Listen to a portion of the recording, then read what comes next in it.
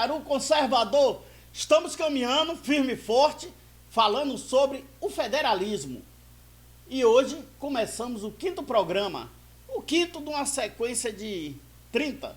Mas vamos lá. Eu queria saber o seguinte: o federalismo tem alguma relação com a religião? Se tem, qual seria? Vamos lá, Ivomar. Fala aí. Olha, o federalismo ele tem profundas ligações, profundos vínculos religiosos, tá? De tal forma isso acontece que o federalismo foi criado a partir da religião e por religiosos. Tá? De diversas formas isso aconteceu. Tá? Nós temos uma ideia, do ponto de vista histórico, as próprias tribos hebraicas elas já funcionavam como uma confederação, tá? Porque elas eram diferentes, elas estavam em terrenos diferentes dentro ali da região de Israel, tá? Originalmente eram 12 tribos, mas na verdade ficou mais de 12, né? Elas estavam em terrenos diferentes, elas tinham características diferentes, e tinha uma, inclusive, que não tinha território nenhum, né? Que eram os levitas, que só prestavam serviço no templo. Mas tinha algo que unia eles. Tá? O que unia essas tribos? Que era o culto. O culto a Deus unia. A crença num Deus único era o elemento de unidade deles. Então, existia ali unidade na pluralidade. Tá? Então, basicamente, historicamente, já existia ali. Para a gente falar de um ponto de vista religioso, né? É claro que fora dessa questão bíblica religiosa, existiram outras formas de federações também. Tá? Mas no Ocidente ficou muito forte essa questão religiosa. A Igreja Católica ela deu muitos exemplos de organização federal. Tá? Muitas ordens foram sendo criadas de forma que cada convento, cada mosteiro, ele tinha autonomia. Tá? E tinha um dos mosteiros, que era o mosteiro principal, que controlava, supervisionava os outros. Mas, de forma geral, eles tinham autonomia para funcionar.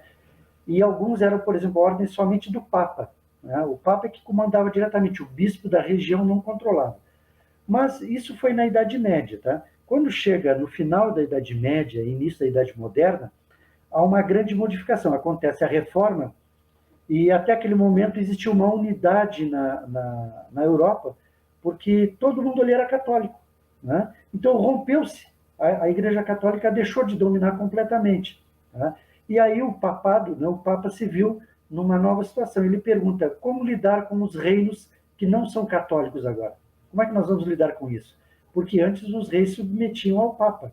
E aqueles reinos protestantes não iam mais submeter ao Papa. Como é que iam resolver essa questão?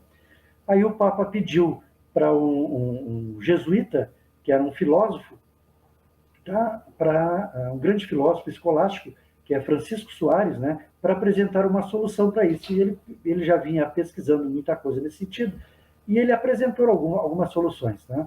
E uma das soluções que ele disse o seguinte: a Igreja defendia que os reis eles eram eleitos, né? Eles eram designados diretamente por Deus através da Igreja. Tá? E o que esse padre fez? Ele disse o seguinte, que era Deus que permitia que os reis continuassem governando, mas só que agora deveria ser através da voz do povo. E essa simples ideia deu origem, então, foi uma das origens religiosas da democracia.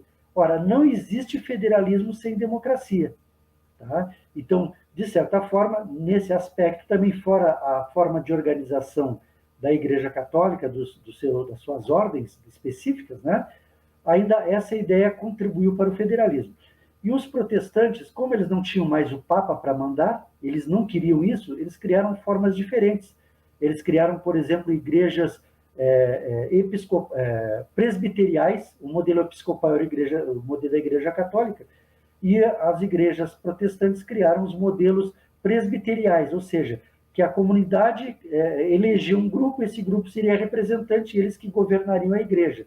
E outras igrejas protestantes criaram a forma congregacional, que cada igreja local, né, pode ser dentro de uma cidade, pode ter 10 igrejas, tá? Mas cada uma é autônoma em relação às outras. E eles, quando eles têm que decidir alguma coisa, eles se reúnem e decidem em conjunto. Tá? Isso são formas de federalismo também, tá? Aplicadas dentro da igreja. Tá?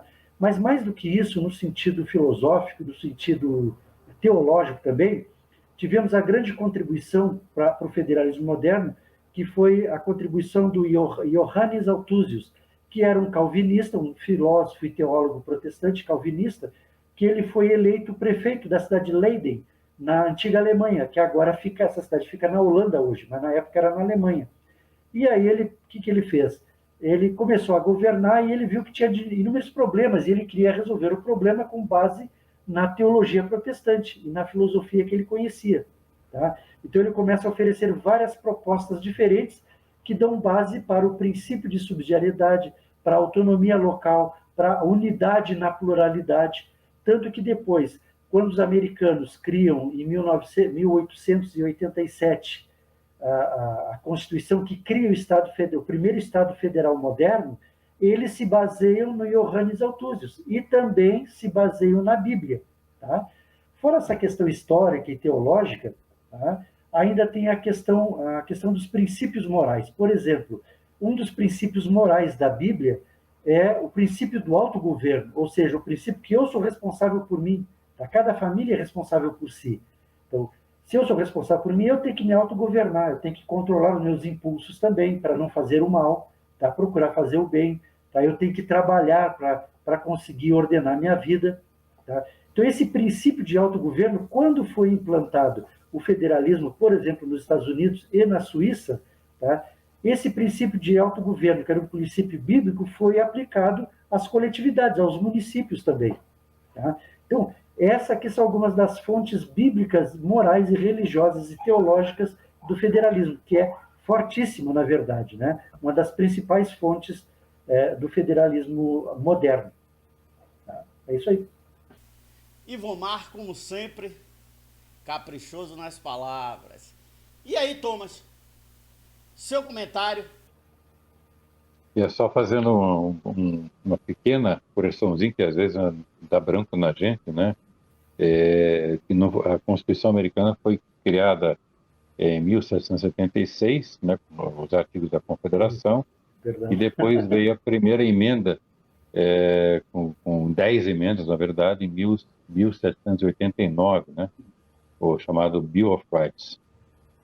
A Carta de Direitos Individuais. Exatamente. Né? Bill of Rights, quer dizer, é exatamente isso, como se fosse a lei dos direitos, né?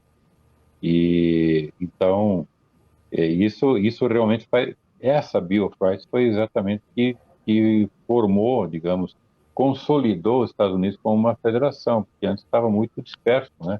Enfraquecido, né? Então isso tudo foi justificado por 85 artigos escritos por uma assinatura chamada Publius, né?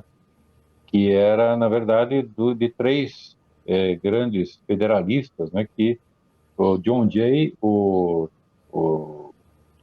Madison, James Madison e o Alexander Hamilton, né?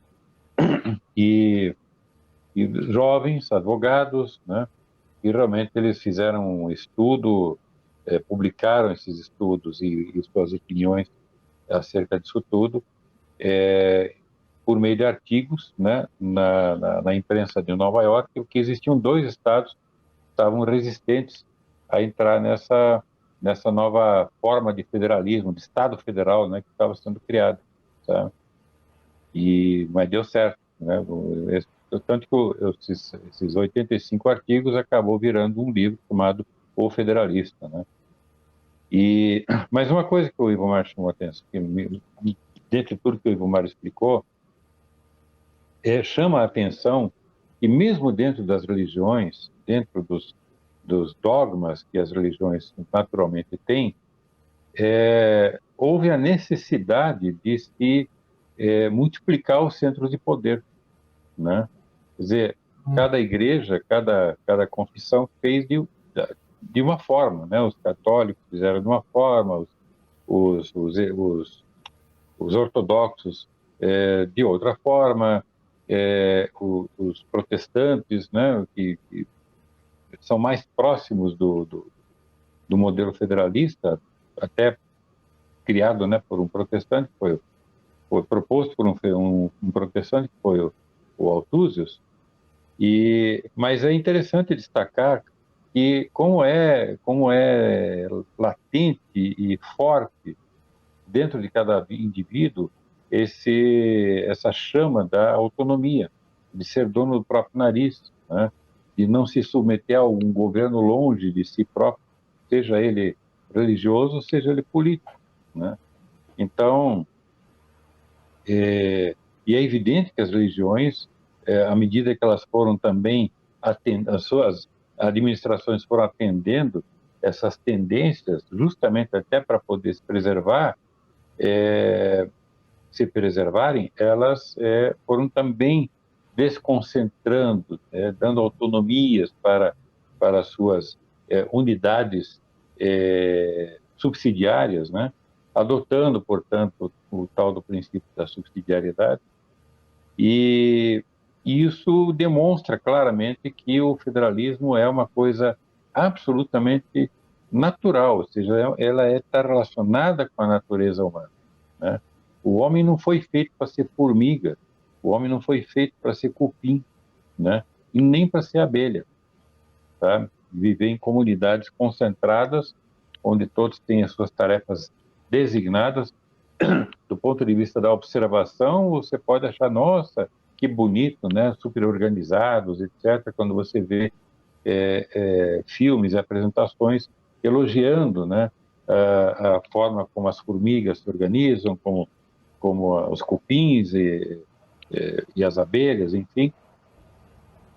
Mas isso não serve para o ser humano, né? Você pode aprender algumas coisas do trabalho em coletividade, né? Que a união faz a força, mas não pode se fazer a união à força, né? Como pretende-se tantos países, o socialismo quer fazer isso também, né? Subverter a individualidade, anular a autonomia das pessoas, porque você vai estar anulando exatamente o ser humano, né? O ser humano vira um robô, sabe? Vai trabalhar dentro daquilo que ele achar que atende somente àquilo que está escrito na lei, matando a criatividade, matando a ambição, que a ambição não deve se confundir com ganância. A ambição é absolutamente necessária, sabe, no ser humano. A ganância não, a ganância deve ser corrigida por meio de educação moral, né, para que as pessoas percebam que o trabalho em coletividade, dividir com os demais aquilo que ele julgar, não, eu vou ajudar os pobres, vou ajudar tais pessoas, vou ajudar tal pessoa a ter uma escola, uma faculdade, enfim, isso são determinações de si próprio, né? Não podem ser objeto de estatutos, como o Brasil tem cada vez mais estatutos, não pode ser objeto de leis que obriguem. Eu fico horrorizado quando dentro do ônibus tem uma lei municipal que regula que nesse assento aqui só pode sentar idosos, grávidas e pessoas com problemas de deficiência física, né? Mas, puxa vida, mas quando eu era criança, jovem, andava de ônibus também, isso é absolutamente normal, é uma coisa, sabe, natural. Vem de casa uma educação dessa, né? De se levantar para uma senhora, sabe, abrir uma porta, fazer essas coisas.